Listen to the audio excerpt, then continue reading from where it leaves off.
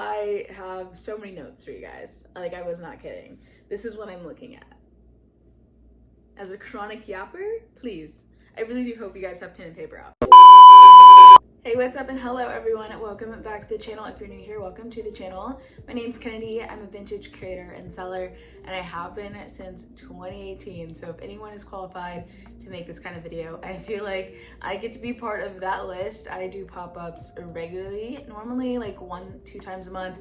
Sometimes I do double header weekends where I have one in Tennessee on a Saturday and one in Georgia on a Sunday. I am more than qualified with plenty of experience in multiple different states to give some advice. So we're going to be talking about where to find them, how do you get in, what does it cost, the supplies that are like necessary to get started. Other supplies I think is helpful but not like necessary when you first get started, how to prevent theft, how you should approach your customers, all that good stuff, payment, pricing, you name it, I'm going to try to address it. So if you're a newbie, get your pen and paper out, get your iPad out, get your laptop out, whatever you like to take notes on, get it ready because class is now in session. So I figured we would start with where do you find markets, because obviously you can't do them if you don't know where they are and when they're happening.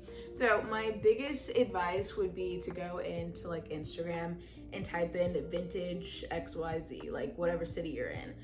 So if you go into Instagram and you like type vintage market Houston, a bunch of old posts will pop up with vintage markets, like promoting vintage markets. So from there you can kind of go onto that account. If it's the vintage market account, I would follow the vintage market, but you can also find other sellers in your area, and I would go ahead and follow them as well, just so that they are familiar with who you are, just like parasocially, but also you can see what other pop-ups they're doing in the city, and I feel like that's a telltale sign of whether it's a good market or not to do. If other sellers are doing it, especially ones with like a bigger following and well established, if they're doing it, it's got to be a good market. So that's kind of how I personally got started in it.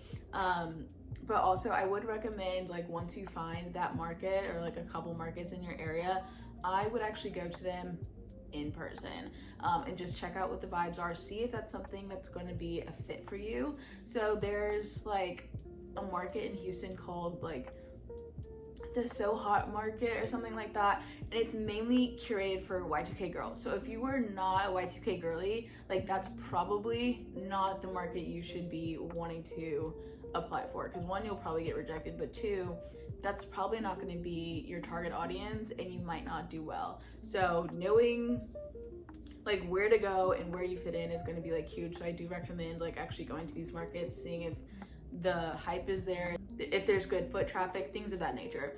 And don't be afraid to talk to sellers like at those events. Networking is going to be huge, which I'll touch on a lot more later in this video, but don't be afraid to talk to some of the sellers at the event, ask them how it's going, do they do this event regularly, ask them advice on like how they got into it themselves. That's what I did when I first got started, and that was like a huge game changer for me. If you don't live in a major city, I would recommend putting in your closest major city, because I live in a small area and there's nothing going on around me. So if you guys have been watching the channel or like following me on Instagram, you will see that I am always somewhere else. Like the closest area to me, like the closest major city to me is Birmingham, and that's like a good hour and a half, hour and 45 minutes away from me. So if I want to do a market, like that's going to be my closest area, but they do have a couple of things going on in Birmingham and nothing big, unfortunately, but like it's something. You'll also see that I'll go to Atlanta on occasion. I don't go out there as much just because there's really only like one market I feel like is worth it in that area now, but I will go to Atlanta. You'll see me go up to Nashville, to Chattanooga. I've gone down to Pensacola just from like where I am. It's what's best, you know what I mean? Like if I want to do a market, I'm gonna have to drive, and I know that, and so that's what I do. So if you're in a smaller area, you might just have to look up the closest like major city that you would be willing to drive to do a market. All right, so now that we know where to find these markets, let's talk about how you actually get into them, which is kind of a loaded question because there's like a short answer and a long one. Starting with the short answer, simply you find the market pages, you follow them. Whenever they say applications are open for their next market, you apply and you hope to get in. If you get in, you normally get an email. If you get rejected, sometimes you get an email, sometimes you get waitlisted, sometimes You don't get anything. You just figure, well, they announced the lineup and I was not on it, so I guess I did not get into this market. I will try harder next time. The long answer though, I would not even, this is like full transparency, like keeping it real with you guys, I would not even apply to a market until you get like your social media together. And not your personal one, I'm talking you need to have a business page for your brand on Instagram at bare minimum, and you need to be posting your finds on there. You don't have to get on, you know, reels and like making thrift hauls and vlogs. Like you don't have to do all that right away, but you do need to be posting at least what your finds are, because on these applications they are gonna ask for your socials. They're gonna ask for your website, which normally I just put Depop because I don't have like my own personal website, and sometimes they will even ask for a picture of your booth setup. So if you're new, never done a market before, like your socials and your website, if you sell online, are going to be a major like make or break for you, especially if you don't already have like a booth set up. So I would get used to getting active on your social media, posting stories, posting your favorite thrift finds like on your page. I just do something simple, like I just have flat lays of some of my favorite items, like it's just a little scrapbook on that front page, and then you can roll over, and then obviously like I'm a content creator, I make videos, so that's gonna be on that second page. But on the front page, it basically gives you a brief overview of like what I find and what I will be bringing to the table if you add me to your market. The second page that has, or like the second tab that shows the reels, is basically to show my personality and to show that I'm like active, you know what I mean? Because these markets need help with marketing, so they want to make sure that you are going to be posting about their market and using whatever social power that you have, because social currency is so real these days, both just like in people's personal lives with influencing, but also here. Now I forgot what I was saying, but essentially they just want to make sure that like you're going to be promoting their market and like helping them with marketing. And I hate to say it, but like the more followers you have, the more likely you are to like get into some events. Like it does play a big impact. Sometimes you might even get invited to do a market you had no plans on doing just because you have like a bigger following. I hate to say it, but everyone wants the big names in the game at their market. So definitely get used to posting and building your socials. Get that in order to increase your chances on actually getting in. And I would start with like a smaller market just to get your like toes wet, a lot less pressure. Make sure you take pictures of your setup, just so you have like some validation and experience under your belt for when you apply to those bigger markets. All right, so how much does it cost to be a vendor? Every city and every market is different, but I would say like on average it's going to be in that $100 range plus or minus like $25.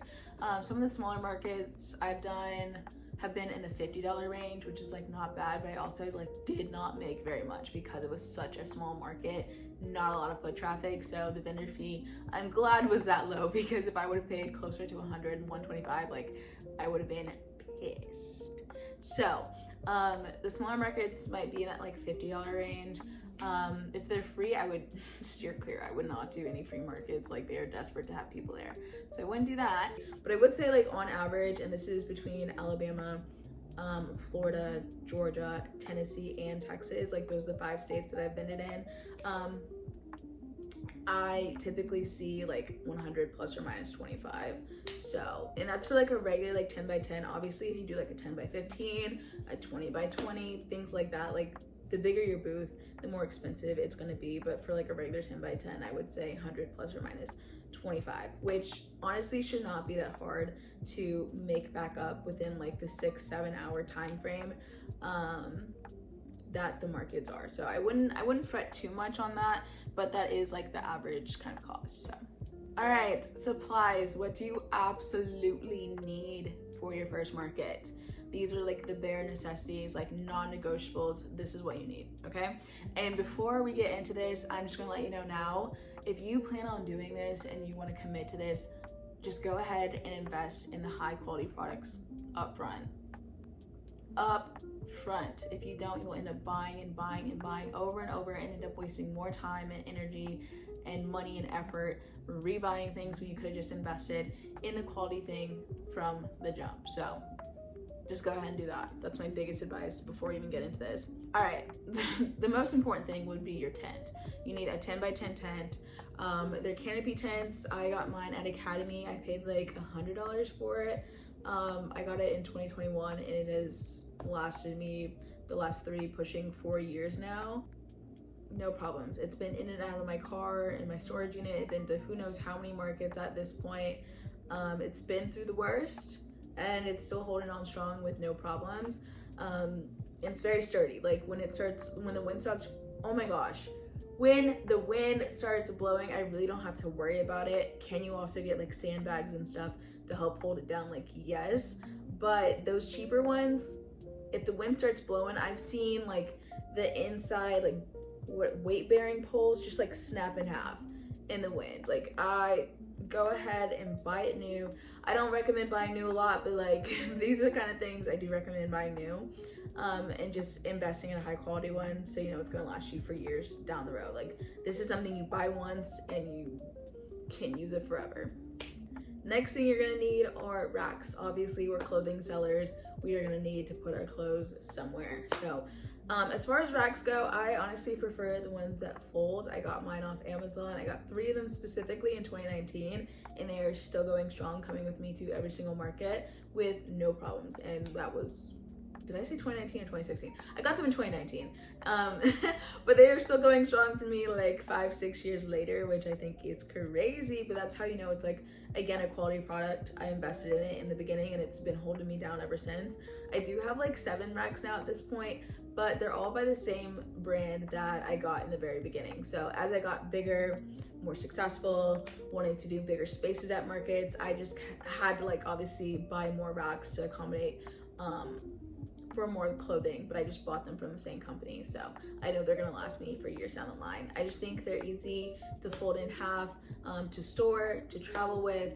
They're easy to set up and take down at markets. They're rolling, which is really, really nice to have rolling racks. They have locks on them, so once you do get set up, you can lock them down in place so you don't have to worry about them slipping and sliding around. And they're super lightweight, which is another plus of these foldable racks. Some people do prefer a Z-Rack though.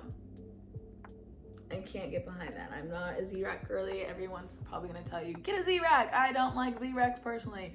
I think they're big and they're bulky. They're hard to like pack up in my opinion. I've seen them literally snap in half at a market. The guy put on too many like jackets, I guess, and like in the corner of the Z where the welding was, that just like snapped and like fell, and then he couldn't use that rack. I've also had a friend where every single time he sets up his racks, he has his toolbox out and he's like reassembling them every single time he goes to an event, and I just like could not imagine. So I will take my foldable metal racks off of Amazon all day, every day, no problem. Signage, you absolutely need to have a sign. It doesn't have to be anything crazy. For a while I did have like a custom like cardboard sign like made for me with my logo on it. It was like nice and big, couldn't miss it, and I personally miss it, but it just got like too beat up and it was just like, I can't bring this out anymore. But I got it in 2019 and I used it up until like beginning of 2023. So it held me down for a while, and I honestly probably could have gotten it like laminated and like put on a different like material to preserve it, but like honestly I was not that pressed about it. So now I just went on Amazon and I got one of those like A-frame like foldable signs, and I just get a pair of chalk markers,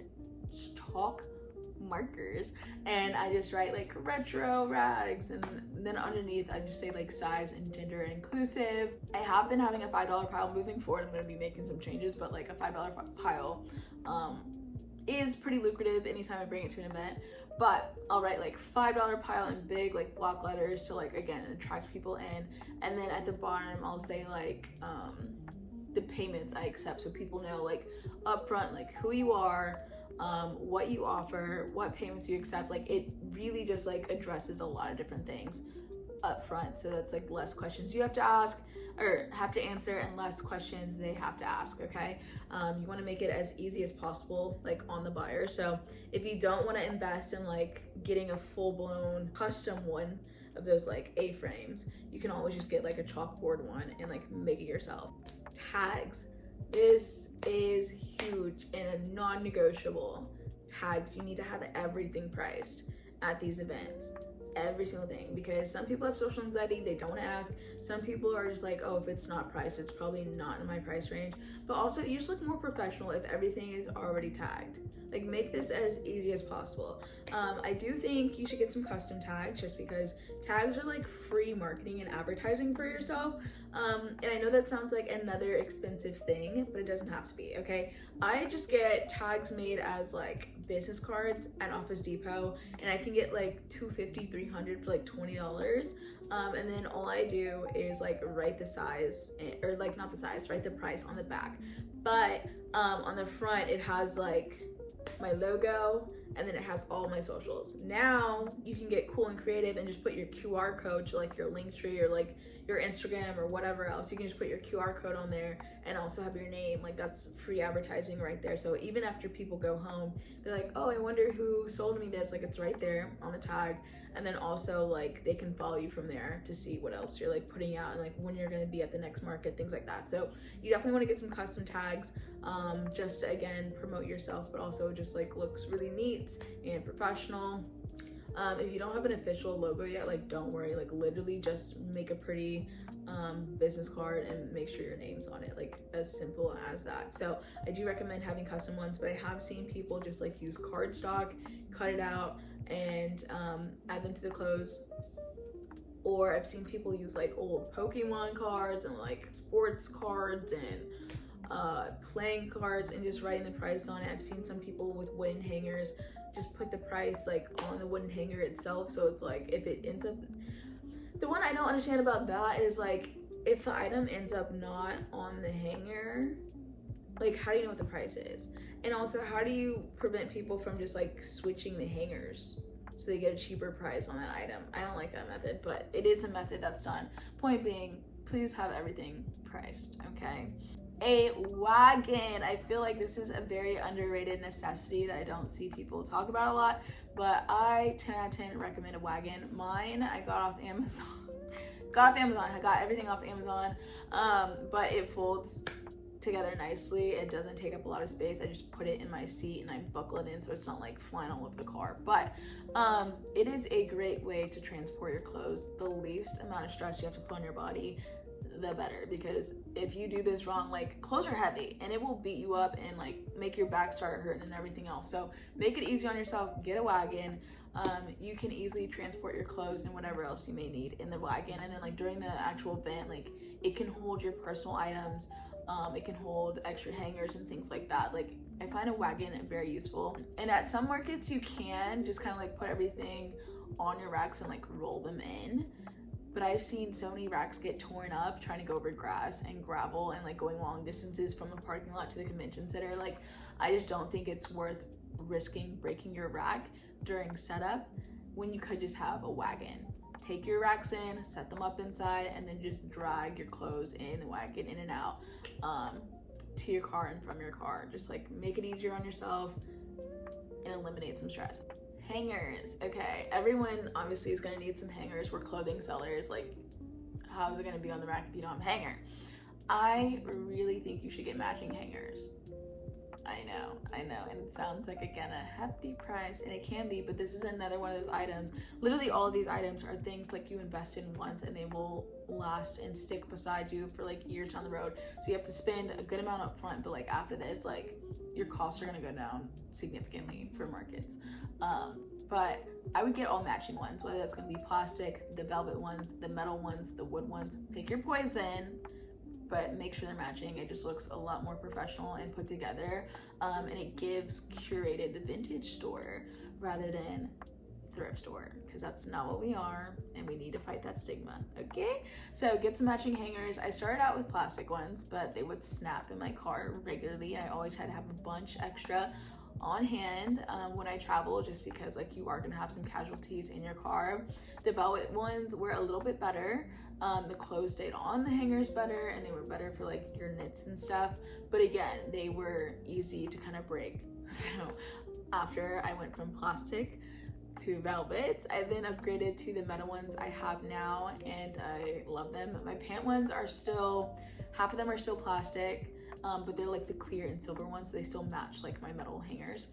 But I would like to fully have metal pan hangers as well at some point, but it just doesn't make sense for me to switch them all out all at once, because these are obviously still very good and they're holding on, but as they break, I have been replacing them with metal ones, so eventually they will all be metal, both my like top hangers and my pant hangers. But it's just really good for everything to look cohesive and show that you care about your business and your product and everything else. So I would get some matching ones. I have seen wooden ones go for go in lots on Facebook Marketplace from like stores that are closing down or old vintage sellers. Like those are a little bit easier to find in bulk secondhand, but the only like downside of the wooden ones are they're thicker, so you can fit less on your rack because the hanger takes up so much more space. Like my metal ones are like uber thin. I don't even know if they're half a centimeter wide. Like they are teeny tiny, so I can fit a lot on my racks without it feeling like too stuffed. But with the wooden ones, you're like very constricted with how much you can add, just because there's so much thickness on the top of your rack, if that makes sense. So pick your poison on what you want to do with that, but just make sure they're matching. Like that's my best advice for that.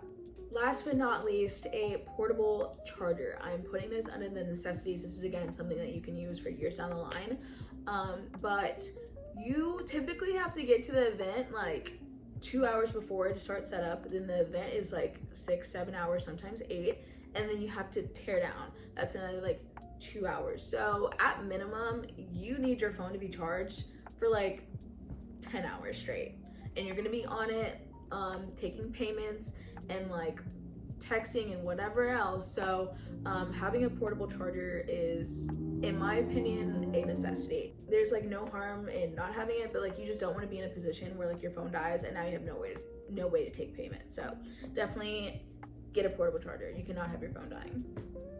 Okay, now let's talk about not necessary things, but nice supplies to have for your setup. A mirror, so people can see how they look when they try things on. Sometimes you're shopping by yourself, you don't have a friend to like tell you how you look in it, and a mirror is nice. For outside markets, portable fan and sunscreen. You can't get the fans that like need to be plugged up, but you can also get like a battery operated one as well. That works. And then definitely some sunscreen, because it gets hot as hell in the summer, especially in the South. No clouds in the sky. Like you don't want to sit under your booth because you're trying to let people shop freely, like, so you got to stand outside the booth with no covering. Like, please. I don't want to say died of heat stroke, but like that's what I felt like. I was going through it. Like I thought I was gonna pass out. It was so freaking hot one time. So now I vow to never do summer markets unless I'm like inside, because I cannot be outside in that heat. I thought I was gonna pass out from heat stroke. So yeah, for outside markets, make sure you have a portable fan and sunscreen. Next, I think you should have a cooler / lunchbox, something to hold like snacks and drinks and stuff like that. Sometimes as a seller, it's like impossible to leave your booth to like go get food at a food truck, because a lot of times there's a line and you can't afford to be away from your booth for like 20 minutes trying to stand in line to get like a hot dog, you know what I mean? So I personally have like an insulated backpack that I bring. The inside portion is insulated, so I can put like drinks in there and like an ice pack so it stays cold and everything. And then it also has like these big side pockets and a top pocket and a front pocket, so I also hold like extra markers and like supplies in there, my shopping bags in there, my portable charger stays in there. Like that is like now my purse for the market. It just holds all my necessities in one spot. So I do really like my insulated backpack. So just something to hold, you know, food and snacks and stuff, because you cannot neglect yourself at these markets. They are a full day affair. Shopping bags, I know I just mentioned those. I just again got mine off Amazon. I got like a pack of 100 for like maybe $15. I'm not really sure what I paid for them, but I got cute little pink ones that say thank you with butterflies, but I've also just gotten the plain white ones that say thank you. Just something. People like to have little bags and stuff, make it easier for them to carry their things around. It also helps, like, okay, this is like a double-edged sword. I'm gonna say it helps like prevent theft, because I hate when someone's like walking around with an item on a hanger, because I'm like, did you steal that? I'm automatically assuming that you stole that. So for all my purchases, I have you take the item off the hanger and I will give you a bag to put it in so the people know like it's been purchased for. Now, the reason I said it's a double-edged sword is because some people, the bad people, sometimes will just try to like sneak stuff into the bag that you gave them from like someone else's booth and like steal that way. And obviously the seller's not going to say anything because it's already like in a bag, so they assume that it's like been purchased for, and no one's really going to like question you on it unless they actively see you like putting something in the bag. So that's a little bit of a double-edged sword, but I do think a shopping bag, again, is nice, it's professional. Not everyone, you know, remembers to bring some kind of like reusable bag, tote bag, IKEA bag to carry all their stuff in. So giving the people a bag is just like a nice little perk, you know what I mean? I would bring extra tags, a tagging gun, pins, and scissors. I would just, it's never a bad thing to have extra things on, or extra supplies on standby. You never know what's going to happen. Sometimes tags get ripped off in transit, or, you know, someone tries it on, it gets ripped off, you need to like reattach it somehow. Pins, tagging gun, like I think that's self-explanatory.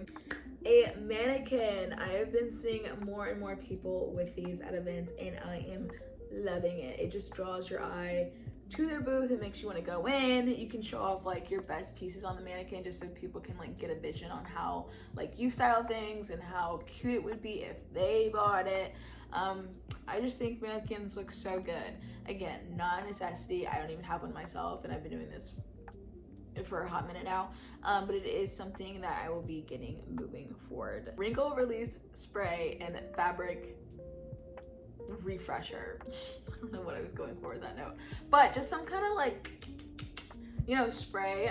The jeans, a lot of times, like especially if I have my car packed the night before, like they will get a little wrinkly, so by the time like it's time for the market, like you're looking at wrinkly jeans, and I don't really like that presentation. So I will go through like with wrinkle release spray and kind of like spray them down, let them kind of air out, you know what I mean, and just like smooth the items out. And they actually work, the like wrinkle release spray actually works pretty well. So if you don't have the opportunity to like steam everything, wrinkle release to the rescue.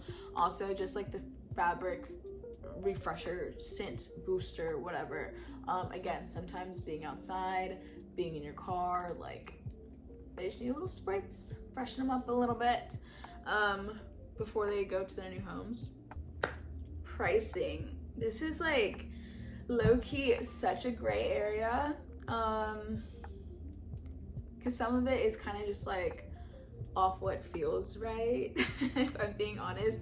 But I've sold so much online, I kind of have an idea of like what items go for, and I usually just price my items like $5 cheaper than I would online, and that has worked for me, and I've had like no issues with it. But you can also like go into other people's booths, kind of just see like what they're kind of pricing their stuff at, and you just want to be competitive. You don't want to be too much lower, but you also don't want to be too much higher. You just kind of want to be in that like mid-range, making you a competitive seller.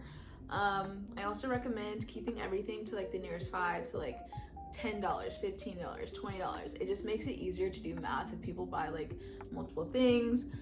Also, like some people like to pay in cash, like don't have something at $23. Now they're trying to find like weird change and stuff. Keeping it to the nearest 5 is just like the easiest like go-to method for in-person. Online you can do weird things, like I'll have stuff at like $38 online, but like in person that $38 item would either be $40 or it would be $35, just kind of depending. But another good rule when it comes to pricing is think about how much realistically you'd be willing to pay for this item and price it in that range, you know what I mean? So like if you have a cool pair of jeans, like don't be like, oh, I'm gonna charge $100, but like you would not be willing to pay $100 for these. Like don't do that. Like put yourself in their shoes and see, you know, if that would actually be realistic. Like that's another thing I like to go off of. Now that we've talked about pricing, let's just go ahead and knock out payments. Since they're both dealing with money, let's just like knock that out. My best advice is to take as many payment methods as possible. Personally, I think I take like 6 or 7. So you have Cash, Card, Zelle, Venmo, PayPal, Cash App, and Apple Pay. Yeah, 7. I take just about everything because one thing about me, I refuse to miss out on a sale because I did not have the proper payment method for that buyer. Like I want to have as many options as possible. Like we're gonna figure out a way because I want you to have this item, you want the item, like teamwork makes the dream work, you know what I mean? And this is why I was saying earlier, like, a Square reader is not the end of the world if you don't have it, but it is really nice.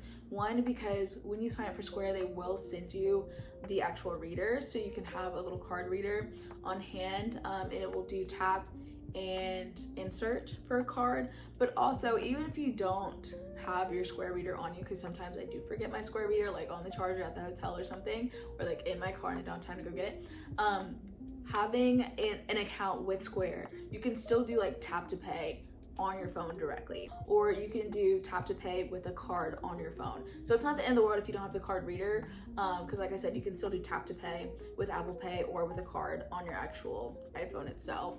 And if push comes to shove and none of that is working, you can actually manually enter your credit card information on the Square app and take payment that way. That is my least favorite method. That is like my last stitch effort to make the sale go through, is to do like a manual payment, or like a manual entry card payment, and I always hand my phone directly to the person and let them enter it. I don't want them to think I'm doing something weird by trying to like take their information. So if I have to do a manual card reading, I will just hand my phone over to the buyer. I will obviously be standing right there, so they can't just like make off with my phone, but I'll just be like, you know, keeping an eye, but also like looking at my booth and trying to let them have as much privacy as possible while still having my phone, while still taking payment. It's a whole thing, but the more payment methods, the better.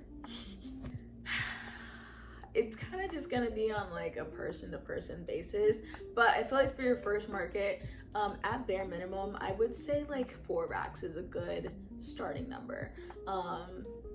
So however many items it takes to fit onto 4 racks, like that's how much I would bring. So after you get into the event, or like you got your email that you're like going to be able to do this event and you're getting ready to start market prep, like I would go ahead and set up your 4 racks, figure out how many clothing items you can fit on each rack, see it all laid out, and then whatever fits on the racks, like that's what you're gonna be bringing. After you've done it a couple times, you can kind of wing it on how much will fit on your racks, and you kind of know.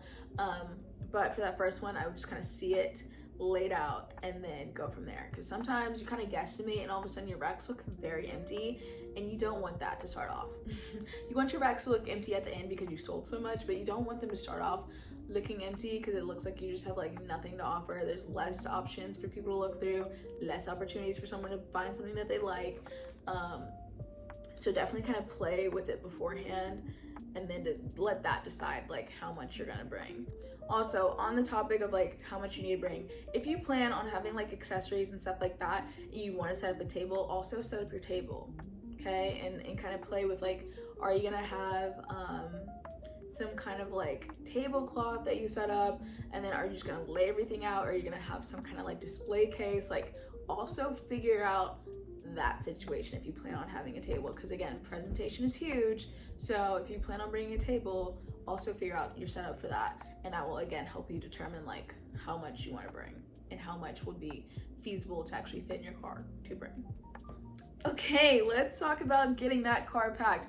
Now that we figured out what we're bringing, how are we about to get that in the car? For the people with a small car, I really can't give you much help. I have a 4-door Jeep, and I don't think I could do this with a smaller car. Like, sometimes I go to events and I see people in like a Honda Accord, and I'm like, how did you get all that in your car? Multiple racks and a tent and all those clothes? That's magic. That's some clown core magic. It like doesn't make sense to me. But me personally, I like to just put my seats down and then lay everything flat in my car already on hangers. It just makes everything like so much easier to load in and to take out of my car. So I lay everything down on hangers. I put my clothes in first, and then I put my tent and my racks in last, okay? And the reason I do that is because I want that to be the very first thing I pull out my car. My racks, my tent, okay? So then I can get my tent set up, I can get my rack set up, and then from there, since everything's already on the hanger and laying in my car, I can just grab it and put it directly onto my racks, because they're already on hangers, they're already ready to go. I just have to grab in place, and it's a beautiful thing. It's fast and efficient. I feel like that's like the best method to do it. For my people in smaller cars, you might have to just get real good at playing Tetris and folding up clothes and stuff like that. I have seen some people who do like the IKEA bag method, where they just like throw as much as they can in an IKEA bag. and carry stuff in that way. I mean, it works for them, so I'm not gonna say anything. Just make sure you have that wagon on you, like not the wagon, but like that wagon I was talking about earlier that I got off Amazon. Yeah, make sure you have that to, again, save your body. Okay, it's not worth hurting yourself, herniating a disc because you're trying to carry around this giant bag of clothes that is entirely too heavy for one shoulder. I've also seen some people put them in like bins and transport them that way. Again, make sure you have your wagon to help you out. You kind of have to figure out like what's going to be best for you and how you can best fit it in your car. You're just gonna have to play with it. I recommend doing this like the day before the market. I don't want to say I'm a professional, but I do like markets so consistently, and even I refuse to pack the day of a market.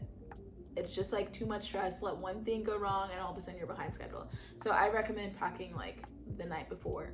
That is a good test run. If you want to do it sooner than that because you have social anxiety, like do that. But definitely pack your car the day before. So if anything goes wrong, if you need to rearrange, like you can do that with low stress the day before. Yeah, I think that's it. That's all the notes I had on how to pack your car. Just, you're gonna have to figure out like what's gonna work best for you and your car. If you have a smaller car, just know like you're gonna be able to bring like less stuff. But like to start off, like that's fine. But like my friend, she has been doing this for 2 years and she just upgraded to a bigger car, so now she can fit a lot more stuff in her SUV, and she has like a cooler setup just because she can bring more stuff. You know what I mean? So if you have a smaller car, just know that. I would consider getting, like, if you don't want to like upgrade your car because that is a big cost, consider getting what are those things that go on top of your car to get extra room, like a car rack and like some kind of storage on top of your car. I don't know. My friend who drives like a Honda just got one of those, and now his car looks like a Subaru, and I make fun of him for it all the time, but he can get a lot more stuff in his car now that he has that attachment on the top. I've also seen some people get like small trailers to add to the back of their car. Do what works best for you, okay? I just drive my Jeep. I fit plenty of stuff in there, put my seats down, we're rocking and rolling. So figure out what works for you. Okay, so now that we figured out payments and pricing, what to bring, all that good stuff, now we're actually like at the market and how we're gonna be successful now that we're here. I got this question on Instagram asking like how I interact with customers. Like, do I greet them when they come in, like, or do I just let them be? Like, what is my advice on that? Me personally, I don't say any more than I have to when someone comes into my booth. I like when I can go into someone's booth, just kind of do my own thing.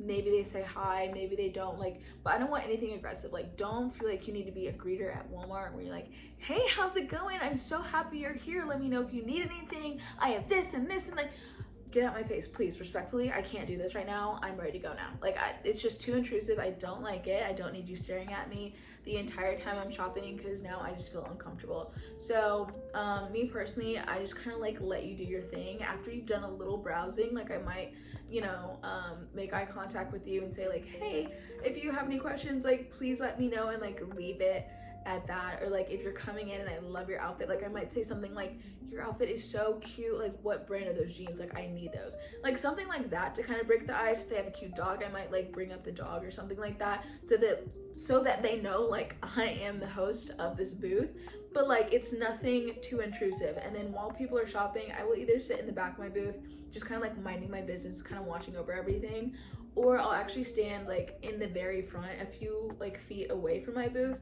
and like talk to like another seller next to me while also like keeping an eye on my booth, obviously. But I just want it to be like a very chill experience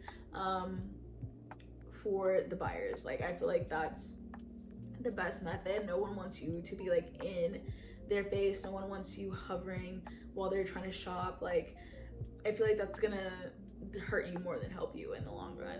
Now, if someone is looking a little bit sketchy, they're doing a little bit too much whispering for my liking, they're hiding in the corner trying to work my blind spots, you know what I mean?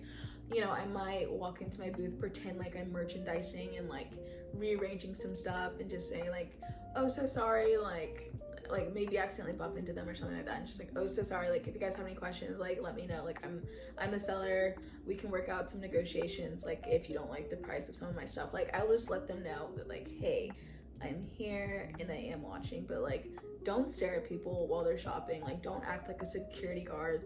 Don't be too intrusive. Just kind of like vibe. Let people do what they want to do. You know what I mean?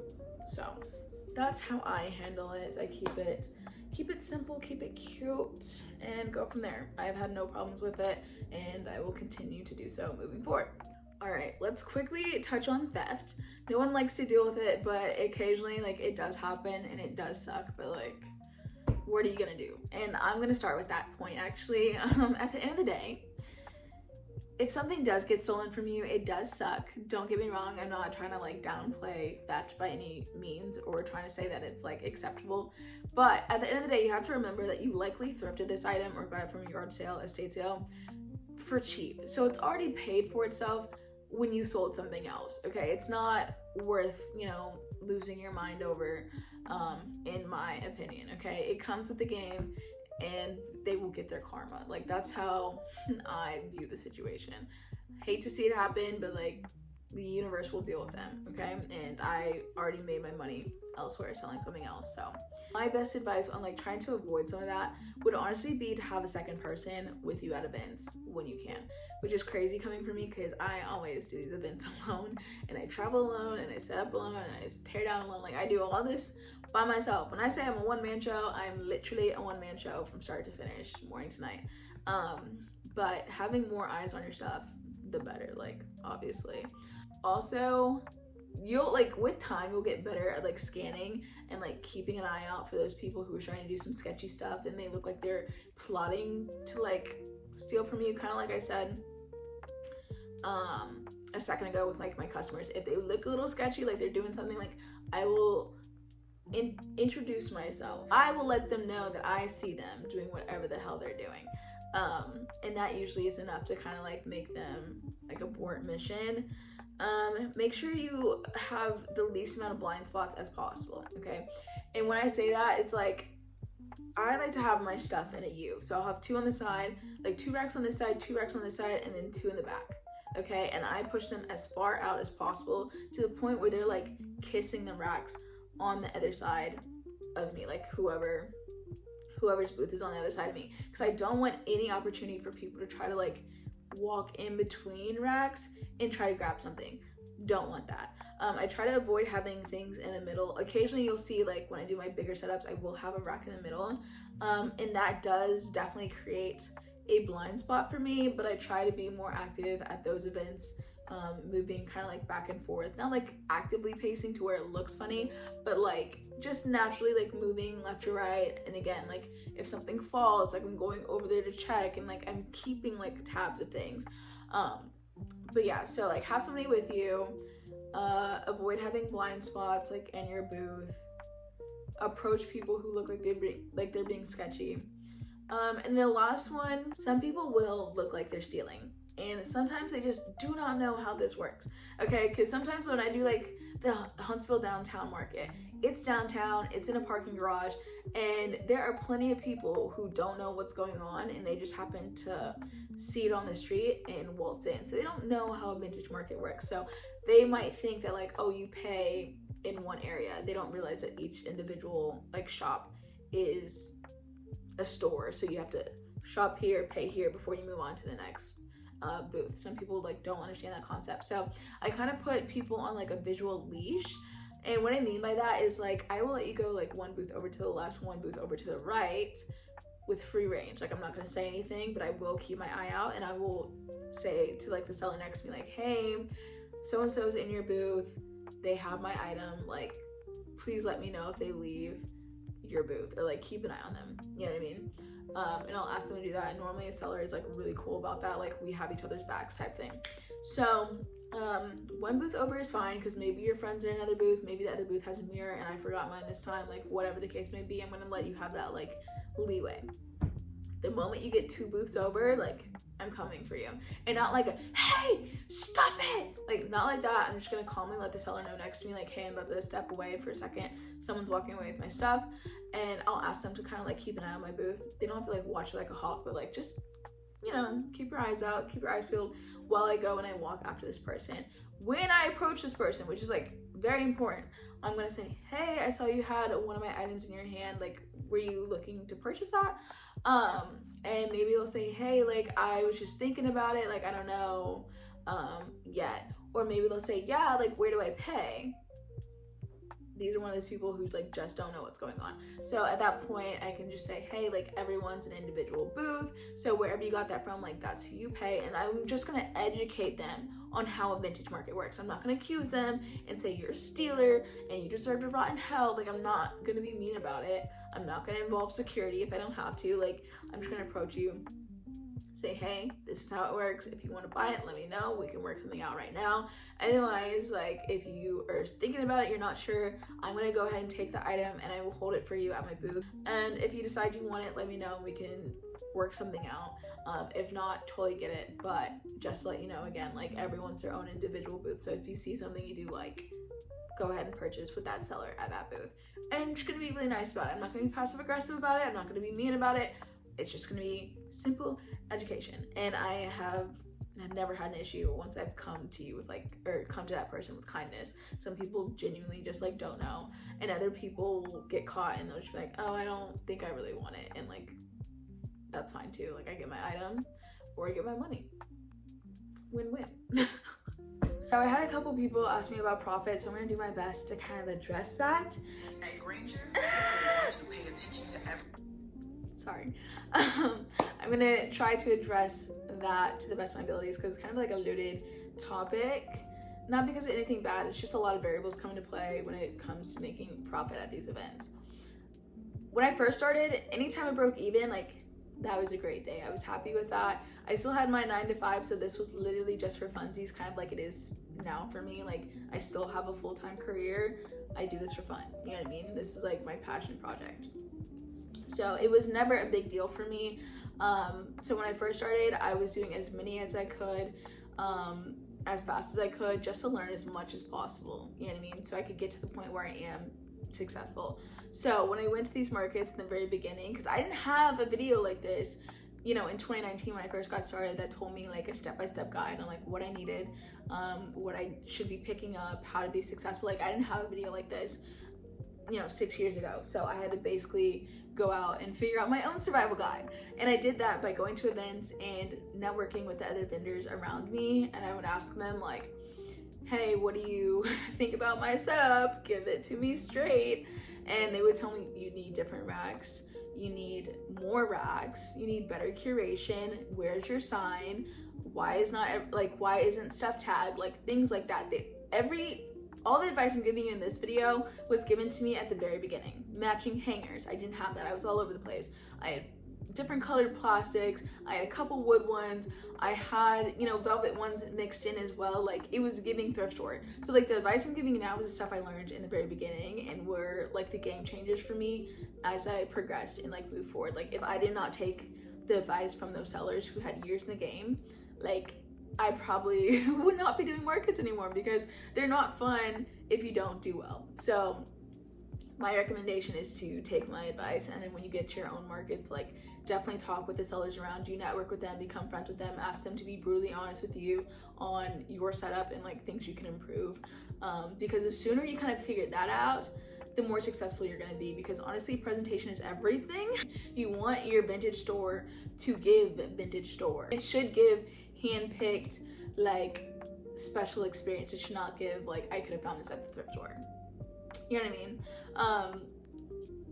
So things like that are gonna make the difference for you. So definitely take my advice in this video to ensure that you can kind of be successful like from the beginning, that you don't have to go through this huge learning curve. Because at this point in my career, I'm like very rarely not making a profit. Like 97% of the time I'm making profit. That 3%, which might even be high, I'm breaking even. I think the last time I left a market in the red was like the end of 2021, and it's because we got rained out. We had to shut down early, and that was like out of my control. You know what I mean? But it's also gotten to the point with all my years in the game, I'm very particular about like the markets that I do to kind of ensure that I'm going to be successful. Like I said, I don't do this full time. So it's like, if I'm going to take my off weekend from work to work some more doing these vintage markets and doing all this traveling and stuff, I want to do the markets that are going to be bigger and worth my time and energy. It's like very rare you're going to see me doing a small market just because they're not worth my time. The couple times you see me do a smaller market, it's because it's like a friend of mine who just started a market and wants me to support them. Like, I'm gonna do that, and I know going into that, like, I'm here for moral support. It's not about making money. So if I come out, you know, making money, I'm happy, but like, I know this is not really one of those events that I should be expecting to do my like normal numbers at. So I try to only at this point do bigger markets. When you're first starting out, I would do the smaller markets with very low vendor fees just to ensure you have a better like chance of coming out on top. I've done markets in so many different cities.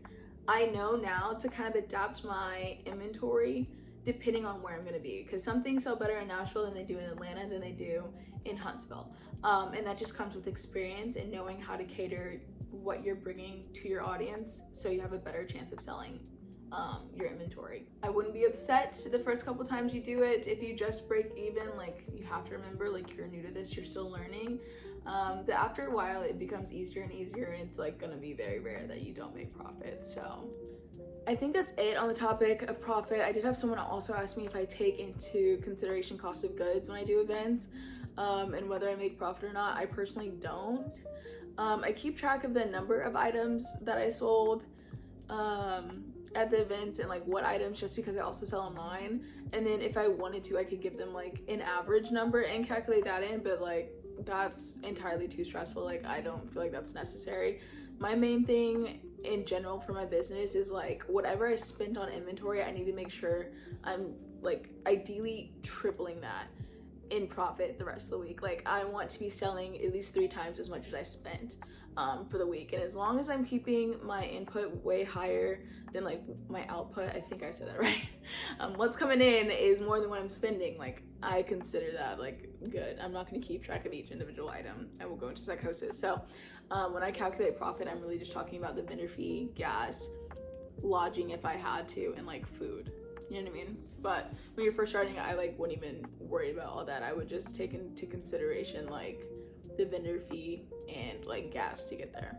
That's all I would consider as your fees when you're calculating your numbers. But let's say the vendor fee was like $80 and you spent like $40 to get you to a full tank to help you get to and from the event. What is that, like $120?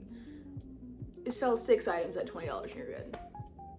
You know what I mean? And then all of a sudden you're at the green. You should be able to do that within like the first half of the event, ideally, and then like the other couple hours you're just like vibing. You don't have to stress or anything. So if you break it down like that and you're just like, okay, I just need to sell 6 items and I'm good, like it should be more like attainable mentally, and just like less intimidating. You know what I mean? But go into these events, have fun. Like, I wouldn't put too much stress on profit.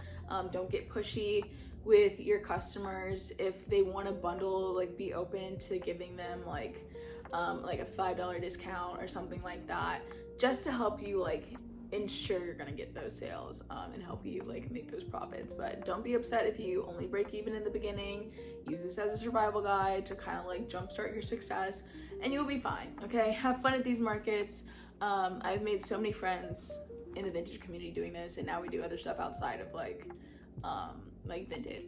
These are friends that I've made now in the beginning that I've had for the last 3 years, and it's been, you know, a lot of fun. So there's more to it than just, you know, like making money. But obviously we all want to make money if we're gonna do these events. It's a lot of time, effort, and energy. So just be patient with yourself, take my advice, and you'll be fine. Okay, and finally for the last section of this video, I promise, for other advice, obviously make sure you have a really good inventory. You want it to look like it's handpicked vintage. You don't want it to give thrift stores, so definitely make sure that your items are good and sought after and cute and everything else. Okay, don't just be picking up anything and thinking that's like gonna fly, because it's not. Network like your life depends on it. I cannot express this enough. You need to be networking with other sellers, the customers there. Talk to everyone, okay? Make acquaintanceships with everyone. Put your name out there. Make yourself known, okay? Because just how I was talking about earlier, that, you know, having a following is a new social currency that comes into play with markets as well, okay? So let me tell you a story about how having a friend helped me get into like one of the biggest markets in the South right now. So the Nashville Vintage Market, I've talked about it like multiple times on this channel. I've raved about it. I love the market. I love the people who run it. Like, I always have a good time, etc. Well, when it first came out, the first one went so well. All of a sudden, it was like the place to be. So I applied for the second one, didn't get in. Applied for the third one, didn't get in. And so at this point, I'm like, okay, well, what am I gonna do? Because I really want to do this market. I'm having serious FOMO. Like, I gotta get in somehow. And so I saw this other market happening in Murfreesboro, which I think is like an hour outside of Nashville. Not really sure, but it got me into the Tennessee space, and I was determined to infiltrate the circle because I was just like, there's no way I'm getting rejected. I get accepted into like everything. This was my ego getting hurt at this point because I really have gotten to a point where like I don't typically have problems getting into markets. So I'm like, what the heck is going on? And so I was like, this has to be some kind of like friend thing. So I was like, I've got to infiltrate the social circle. So I did the market in Murfreesboro, and I made I made acquaintanceships with the people in Tennessee. I made myself known. Hey, I'm from Alabama. This is who I am, blah, blah, blah. I wanted them to know me, okay? Because the next time it came around, I was determined to be part of it. Well, I applied and I got waitlisted. So did it help? I'm not sure. But one of the people, like one of the vendors that I met in Murfreesboro, became friends with because I kept in touch. He reached out to me like a week before the Nashville Vintage Market happened, and the one I got waitlisted for, and was like, hey, like, can you do this market? There's a spot open. They asked me if I knew anybody, and I want to put your name up. And I was like, oh my God. And of course, I had the call that weekend. If you don't know, I don't do this full time. I have a job at the hospital. But point is that I was technically supposed to work that Saturday. And so I was like, oh God, like, I really want to do this market. The universe is finally like blessing me with this opportunity because I set up the groundwork by making friends with somebody. And so it's like, I have to do this. You know what I mean? Like, I cannot miss this. So, what did I do? I reached out to like one of my coworkers, and I was like, hey, like, I really need you to cover Saturday for me. I can do Friday, I can do Sunday. Like, I literally just need you to cover Saturday for me. Can you do it? He said yes. And I phoned up my friend so fast and said, hey, put me on the list. I'm coming. I'm gonna have to drive 4 hours up, do the market, and drive directly back because I worked the day before and the day after, but I will be there. And I went. And now I get into the markets with ease. I have no problems. And it's even gotten to the point where one of the people who's on the Nashville Vintage team branched off and decided to start her like own like women's run like market, and with only women seller there, like for the girls kind of market. She branched off and did that, and I can't tell, at least the first two that she's done have been like invite only. And so she invited me to do that market. So that's how I got into that one, because I made friends by doing the Nashville market. And it's just like having people in your circle that run market. Like, it's just, you need to make friends with other sellers. Okay. It will take you far in this like vintage space. So make those friends, make sure you're networking, because it will open you up to like a whole new world of opportunities. Okay, that's my point here. Last advice I want to give is make sure you're merchandising your like setup, your racks, everything like that. And if you don't work retail, never worked retail, don't know what I'm saying.